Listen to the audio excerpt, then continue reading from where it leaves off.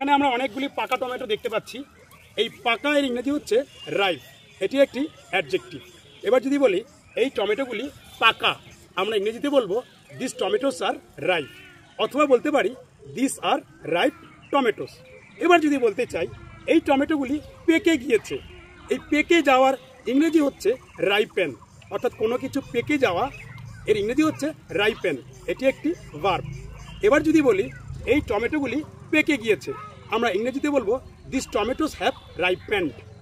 আর যদি বলতে চাই যে এই যে যেমন এখানে কাঁচা টমেটো আছে, যে এই টমেটোগুলি পাকবে, এখনো পাকেনি, পাকবে, আমরা ইংরেজিতে বলবো this tomatoes will ripen, this tomatoes will ripen. এবারে আসি কাঁচা টমেটো, এই যে এখানে অনেকগুলি কাঁচা টমেটো আছে, এই কাঁচা টমেটো এর ইংরেজি হচ্ছে গ্রিন টমেটোস, গ্রিন টমেটোস। এবার যদি বলি এগুলি কাঁচা টমেটো, আমরা ইংরেজিতে বলবো this are green tomatoes, this are green tomatoes, অথবা বলতে পারি দিস টমেটোস আর গ্রিন। এবার আসি, ধরুন আমি টমেটো ছিঁড়ব, ছিঁড়া, ফল ছিঁড়া, ফল ছিঁড়ার ক্ষেত্রে আমরা ব্যবহার করব পিক, কারণ আমরা যখন ফল ছিঁড়ি আমরা খুব সাবধানে ছিঁড়ি, তাই এটি হলো পিক।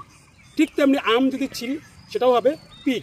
তাহলে এবার যদি বলি আমি টমেটো ছিঁড়ছি বা টমেটো তুলছি, সেক্ষেত্রে আমি বলবো আই এম পিকিং টমেটোস,